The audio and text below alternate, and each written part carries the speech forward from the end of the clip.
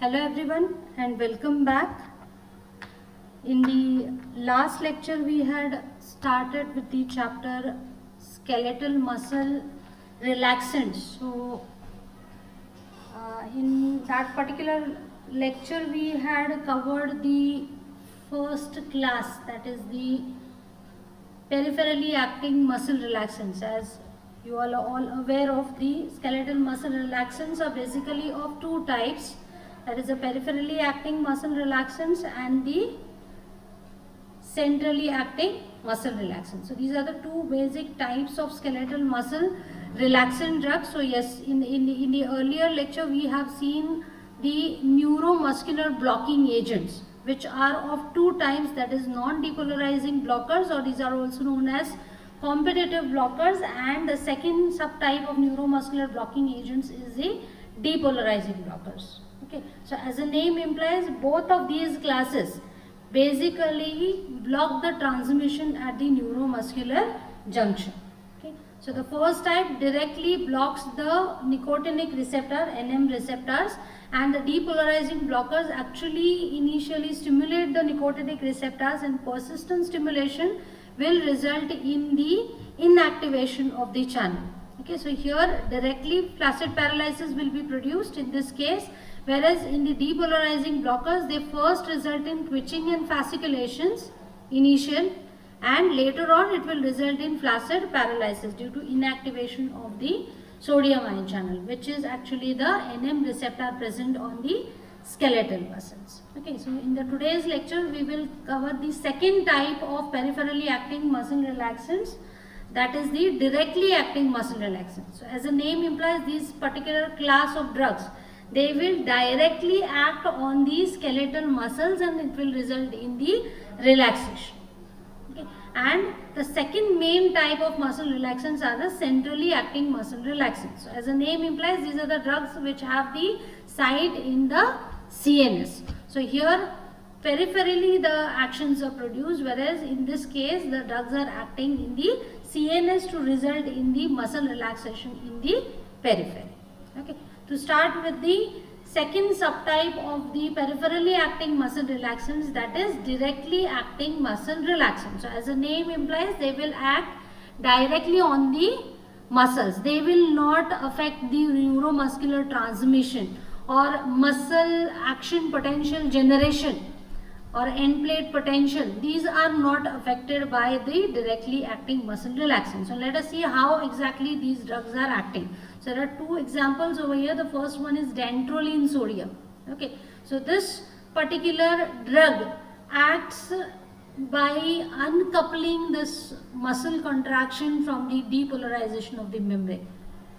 Okay, now usually this is the process which is involved in the contraction of the muscle. Now we have seen in the earlier lecture about the neuromuscular junction. This is a neuromuscular junction, right? So this is your neuron which is supplying you towards your skeletal muscles. Okay, and as we have seen that whenever any impulse, nerve impulse comes or nerve action potential comes, so whenever there is any stimulus which comes to this particular muscle, if you can imagine this as a muscle.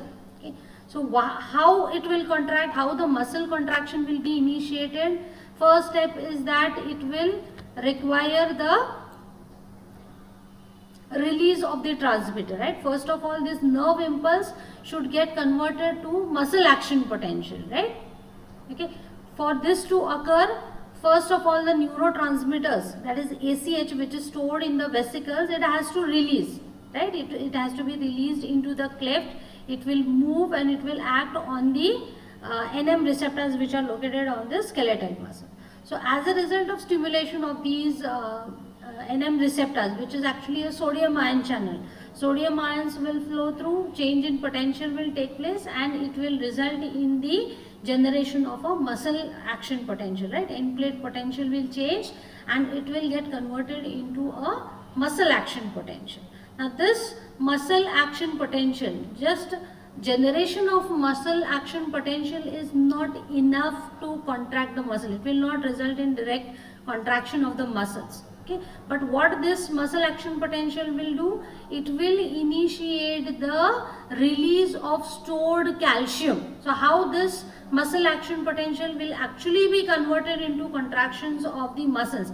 These are the filaments, okay, the thick filaments and the thin filaments, actin, myosin of the muscle, which are basically responsible for contraction of the muscles. Okay, so unless and until the power stroke is given, they won't move along each other and contraction will not take place. Okay, so for this contraction to take place, one more important step is the release of the stored calcium ions. Generally, the sarcoplasmic reticulum in this muscle fibers have a large store of calcium ions. Okay, so these calcium ion channels will be opened by this muscle action potential. So as a result of this muscle action potential which is generated, it will result in opening of the calcium ion channels on the sarcoplasmic reticulum, so that the stored calcium will be released into the cytoplasm. So this stored calcium in turn will go and bind to the troponin on the thin filament here. It will bind on the thin filaments, and as a result of this, it will result in the interaction of the actin and myosin. Power stroke will be given, which is done with the help of utilization of the ATP. You must have studied this process in detail, the physiology of the contraction of the skeletal muscles. So for this contraction, the actin and myosin interaction to take place, important step is the release of the calcium or the elevation of the calcium ion concentration. So unless and until these calcium ions are not released from the sarcoplasmic reticulum, this interaction will not take place. Okay, so this particular step is actually inhibited by this particular drug dantrolene. Okay, so it uncouples this depolarization of the membrane which has been caused. Action potential generation, meaning depolarization of the membrane has taken place because the sodium ions have moved inside the membrane. So it has changed the potential towards the positive side. Okay, so this indicates the depolarization of the membrane has taken place. So this will result in ultimate contraction of the muscles with the help of release of the calcium ions. So what dantrolene is doing, it is actually acting on these renodyne receptor calcium ion channels which are located on the sarcoplasmic reticulum. So as a result of inhibition of this calcium ion channels, it will inhibit the release of the depolarization triggered calcium ion release. It will be inhibited. Okay, so as a result of this decrease in the release of calcium ions, the inhibition of the release of calcium ions, the excitation contraction coupling, it is interfered with. Okay, so excitation is there, impulse has come over there, but contraction, the coupling is not taking place. Excitation, contraction, coupling, that is that excitation is not getting converted into contraction of a muscle because it is preventing the release of this stored calcium ions from the sarcoplasmic reticulum. So the excitation, contraction, coupling, it is inhibited or it is interfered with. So as a result of this, it will result in the muscle relaxation. Now coming to the kinetics part of the dantrolene, it is no doubt slowly, but it is adequately absorbed from the GIT when it is given by the oral route. It can of course penetrate the brain, it can cross the blood-brain barrier, and it does produce some of the sedative action. It has a sedative property, that is drowsiness will be produced when this particular drug is administered. Okay. Then metabolism, it takes place in the liver and it is excreted by the kidney with a T half-life of 8 to 12 hours. That is 8 to 12 hours time is required for its initial concentration to get reduced to half. Okay, half of its original value. Now coming to the uses of this particular drug, because it reduces the spasticity induced due to some of the neurological disorders. Okay, upper motor neuron disorders such as hemiplegia. Hemiplegia, it is a condition wherein one half of the brain is affected, so that the half of the body may get paralyzed. Paraplegia, it is the condition wherein the entire brain and the spinal cord may get affected, so that the person may not be able to stand appropriately, or motor coordination may be affected. Cerebral palsy is another situation wherein the brain and the spinal cord gets affected, wherein the person is not able to stand. They won't be able to maintain their posture or walk appropriately, so they become dependent. Multiple sclerosis is also a condition wherein the CNS neurons are affected in such a way that the motor incoordination will take place. The pathways which are involved in the motor coordination are getting basically affected over here. Okay, but though they relieve this spasticity in all these neurological disorders, the major disadvantage with these particular drugs is that the voluntary power is also getting affected. That is, these skeletal muscles will be relaxed.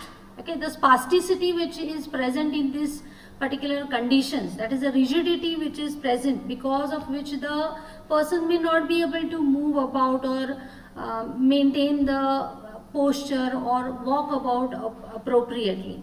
Okay, though these spasticity is relieved, but the drawback is that the voluntary power of the muscles is also reduced.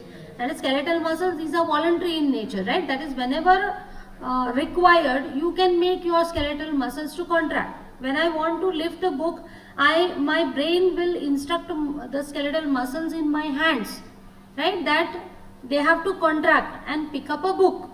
Okay, so this voluntary power is also reduced. So this is the major drawback with this particular drug. Then another use of this particular drug, dantrolene, is malignant hyperthermia. Malignant hyperthermia, it is actually a situation wherein the body temperature rises. Hyperthermia is increase in the body temperature. Now basically, why this body temperature is increasing? Usually you suffer from a fever.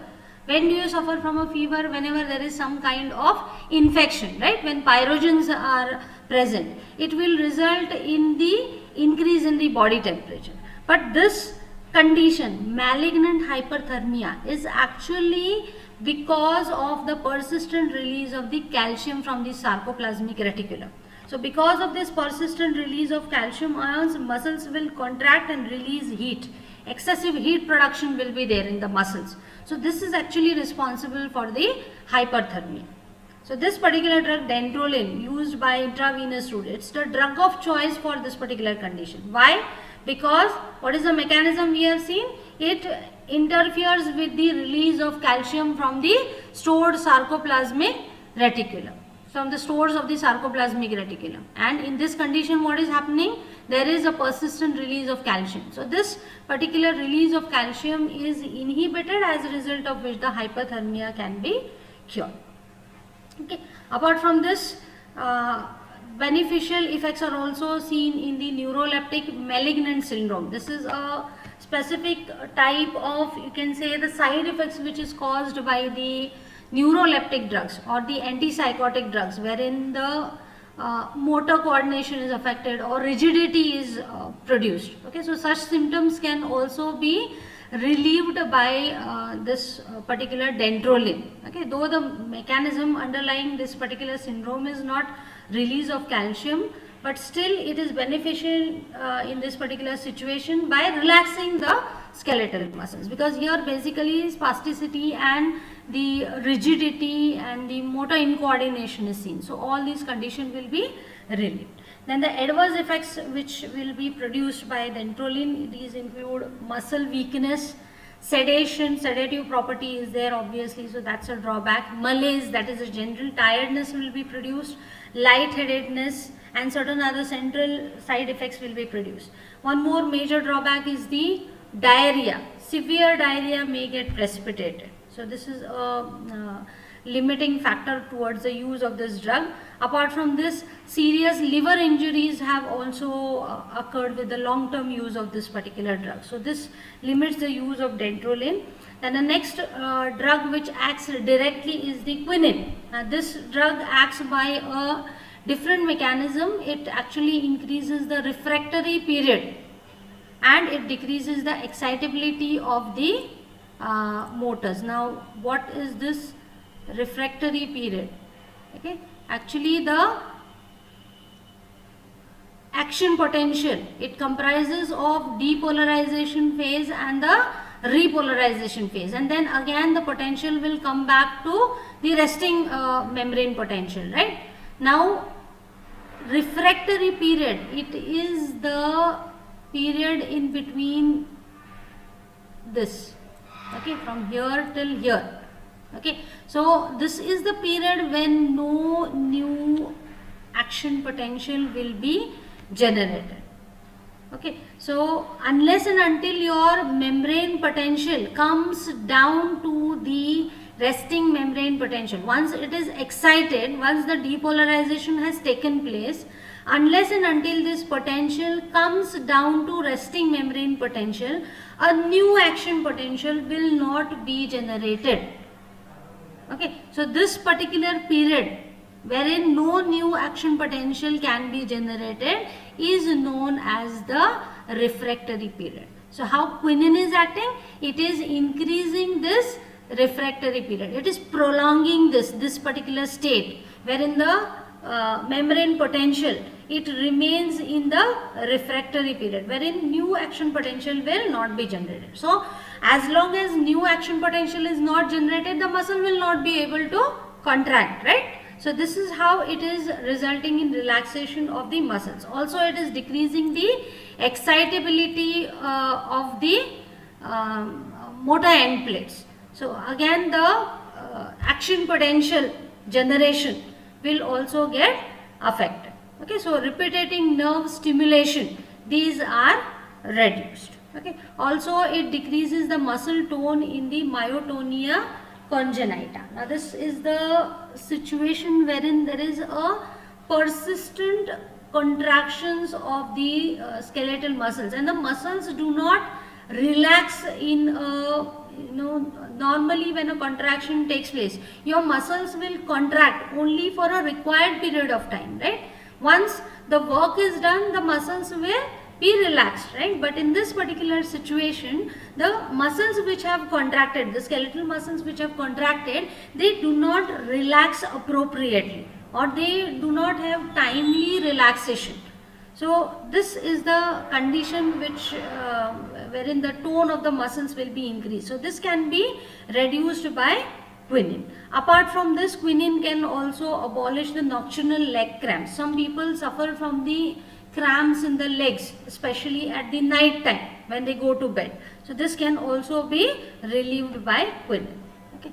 So this is to do with the directly acting muscle relaxant, which is a second type of peripherally acting muscle relaxants. Now coming to the centrally acting muscle relaxants. So now before going into the actual drugs, let us see what are the differences in between the centrally acting muscle relaxants and the peripherally acting muscle relaxants. Okay, so centrally acting muscle relaxants, they decrease the muscle tone without reducing the voluntary power. Now just now we have seen that the peripherally acting muscle relaxant, they cause paralysis and the voluntary movement is lost. That is, the voluntary control over your muscles will be lost. You will not be, even if you want, you won't be able to make your skeletal muscles to contract. Okay, whereas that is not the case with centrally acting muscle relaxant. They will relax the skeletal muscles, but whenever you wish to, you can make your skeletal muscles to contract.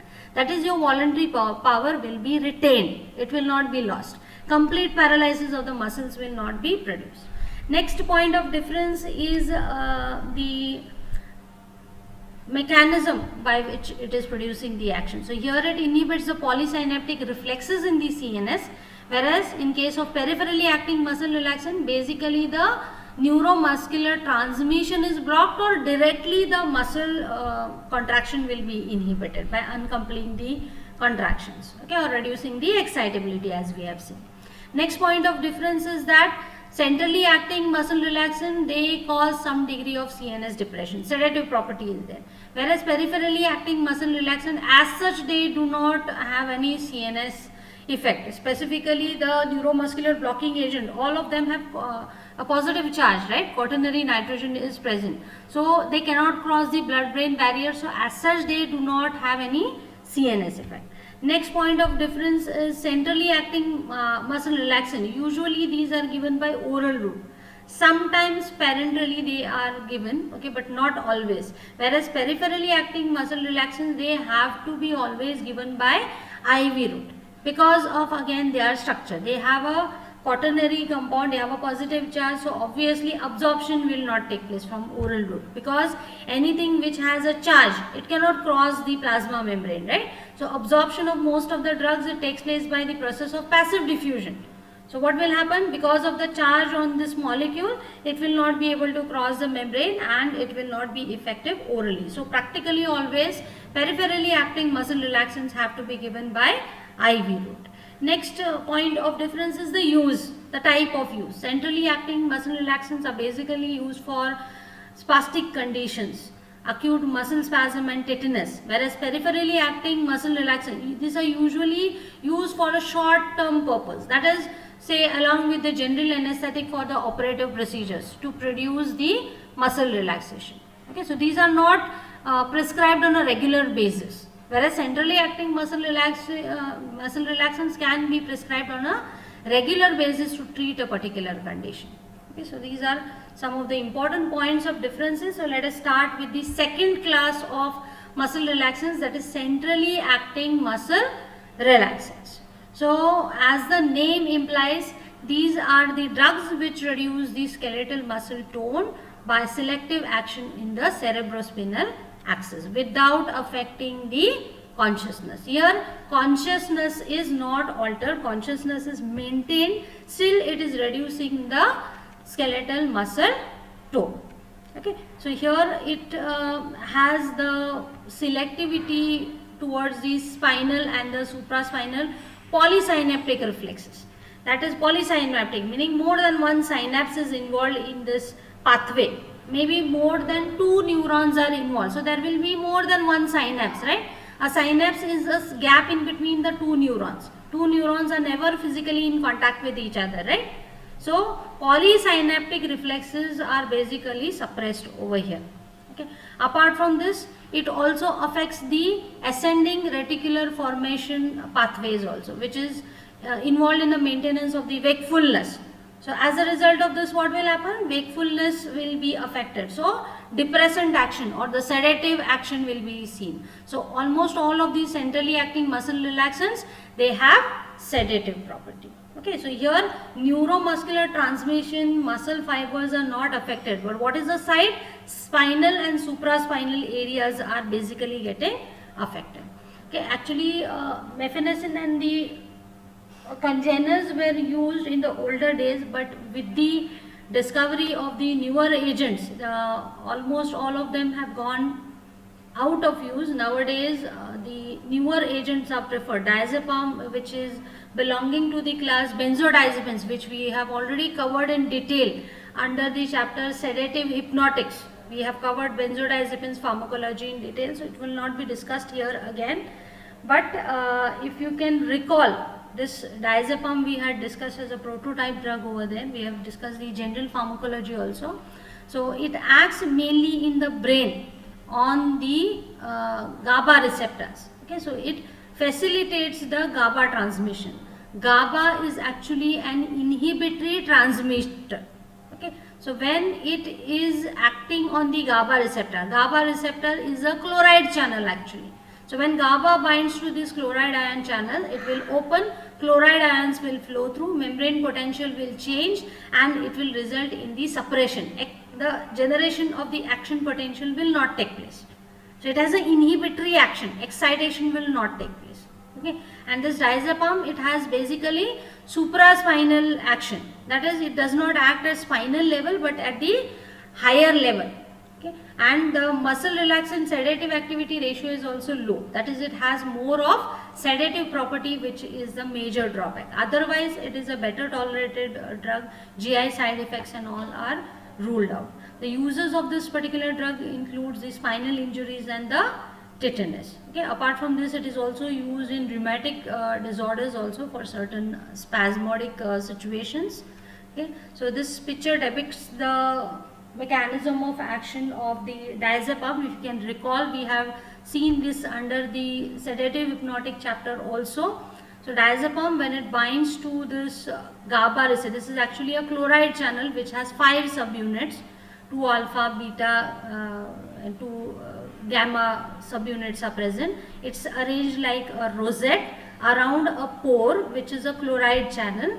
So once the channel is stimulated, all the subunits will move apart and this pore will open and the chloride ions will flow through. Okay, so GABA is basically an inhibitory transmitter. Why it is known as inhibitory transmitter is when it binds to this receptor, GABA receptor, which is a chloride channel, subunits will move apart, chloride ions will flow through, potential across the membrane will change and it will result in hyperpolarization.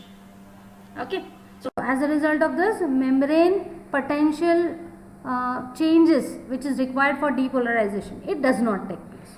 Okay, so diazepam has a GABA facilitatory action.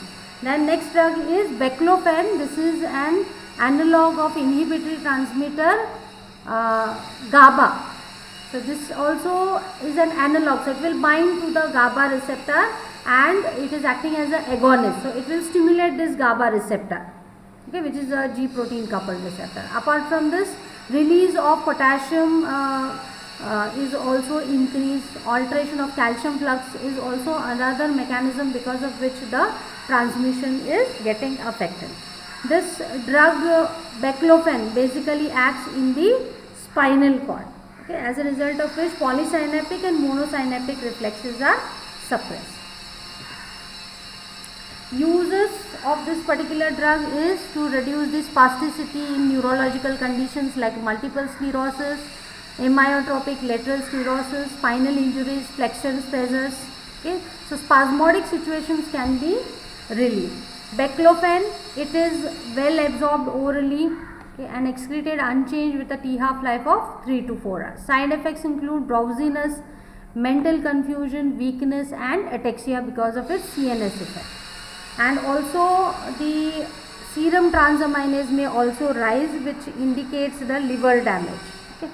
And if you are using the drug and if you suddenly stop the treatment, it will result in withdrawal symptoms like hallucinations, tachycardia and seizures may also be precipitated. And the next drug is thiocolchicoside. This is actually chemically related to colchicine, which is an anti-gout drug. This also has muscle relaxant property and it acts as a GABA mimetic. So this will also stimulate the GABA receptor. It has GABA like action, that is, it will stimulate the chloride channel, open the chloride channel, chloride ions will move through and it will result in hyperpolarization. So it is mimicking the GABA action, which is an inhibitory transmitter. Also apart from this, it has glycinergic action, that is glycine, which is another inhibitory transmitter. So thiocolchicoside also has the glycine like action. It is again an inhibitory transmitter. Okay, so this drug is also used for spasmodic conditions like torticollis, sprains, backache, etc. Side effects include gastric upset and photosensitivity reaction. And the next drug is tizanidine. Tizanidine, actually it is a clonidine congener. This particular drug, it acts on the central alpha 2 adrenergic receptors. Alpha adrenergic receptors, the alpha 2 subtype, which are present in the CNS. This particular drug tizanidine will bind to these receptors and stimulate these receptors. So as a result of this, it will result in inhibition of the release of excitatory amino acids. Okay, so because these excitatory amino acids are not released, it will result in the inhibition or suppression of the excitation. Also, it may facilitate the inhibitory transmitter glycine, just like this previous drug which we have seen. Okay, so this particular drug, it is also effective in these situations just like baclofen and diazepam, multiple sclerosis, spinal injury, stroke, okay, with a fewer side effects. Then coming to the kinetics of tizanidine, it is absorbed orally but it undergoes first pass metabolism. That is, it will get metabolized before it is reaching the systemic circulation and excreted mainly by kidney with a T half-life of 2 to 3 hours. So it has a short T half-life. So action gets terminated quickly with this particular drug. Then indications, that is the uses of this drug is in the spastic conditions due to neurological disorders and the painful muscle spasm which may be of spinal origin. Okay, so they act basically in the spinal cord. The side effects, these include dryness of mouth, drowsiness, the nighttime insomnia, that is lack of sleep, and hallucinations may be seen. Even liver function tests, these are also elevated, so this indicates that some degree of liver damage may also be produced. And apart from this, since it is acting on the adrenergic receptors, though it has no consistent effect on the BP, still it should be avoided in patients who are receiving antihypertensives, especially the clonidine. Okay, otherwise interactions may take place. And coming to the uses of centrally acting muscle relaxants, first use is acute muscle spasm due to maybe over stretching of muscles, sprains, tearing of ligaments, tendons, dislocation, fibrositis, bursitis, rheumatic disorders. So these are the painful situations of the muscle spasm. So this can be relieved. Then torticollis, lumbago, backache and neuralgias. So this is another situation wherein again painful spasm of certain muscles is seen, okay, which can be relieved by centrally acting muscle relaxant. Next use is anxiety and tension. Okay. Usually anxiety and tension is associated with increase in the muscle tone. Okay. So this increase in the muscle tone which will reinforce the anxiety, this is relieved by diazepam and other drugs. Okay, diazepam actually it has muscle relaxant property also and it has a specific anti-anxiety property also on its own. Okay, apart from relieving the muscle tone, it can have the relieve the tension also. Diazepam is preferred for this particular situation. Next use is spastic neurological diseases. So as we have seen, due to some disorders, some diseases which are related to the nervous system, the neurons are getting affected. Pathology of the nervous system, it may result in certain spastic conditions like hemiplegia, paraplegia, spinal injuries, multiple sclerosis, amyotrophic lateral sclerosis, cerebral palsy. All of these are involving the spasticity or increase in the muscle tone. So all of these can be relieved by the centrally acting muscle relaxant. So these are the drugs which can be utilized in this particular situation, spastic situations. Okay. Next use is tetanus. So here most commonly diazepam is utilized, alternatively methocarbamol may also be utilized. Next use is electroconvulsive therapy. Electroconvulsive therapy may also result in induction of the convulsions. So this can be effectively controlled by the diazepam. Okay. More specifically, succinylcholine is actually used. The muscle related component, the contraction of the skeletal muscles will be easily relieved by the skeletal muscles, or it can be prevented by the succinylcholine. So this is actually the first line treatment or the drug which is used to prevent the induction of the muscle contractions due to electroconvulsive therapy, but diazepam can also be utilized alternatively.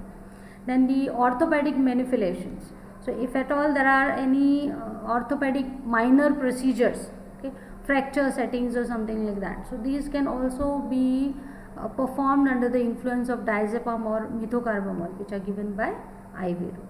Okay. So this finishes the skeletal muscle relaxant chapter. Some of the important questions note may be asked on any of the classes which we have discussed, neuromuscular blocking agents or the directly acting muscle relaxants or the centrally acting muscle relaxants may be asked. Okay. Then the mechanism of action of competitive blockers and depolarizing blockers, both are important. Okay. Either the mechanism of action of neuromuscular blocking agents may be asked, So in that case you need to discuss both competitive blockers as well as depolarizing blockers. But specifically mechanism of action of competitive blockers or depolarizing blockers may also be asked. So you need to discuss all the points along with the diagram which was discussed. Okay. Then next important question is the pharmacological actions which we have seen. Okay. For the peripherally acting muscle relaxant, we have seen the pharmacological action. So those are also important, and of course the uses of peripherally acting muscle relaxants as well as centrally acting muscle relaxants, which we have covered in detail. So which are those situations and which are the drugs which can be preferably used for the particular situation needs to be elaborated. So this finishes the chapter. Thank you.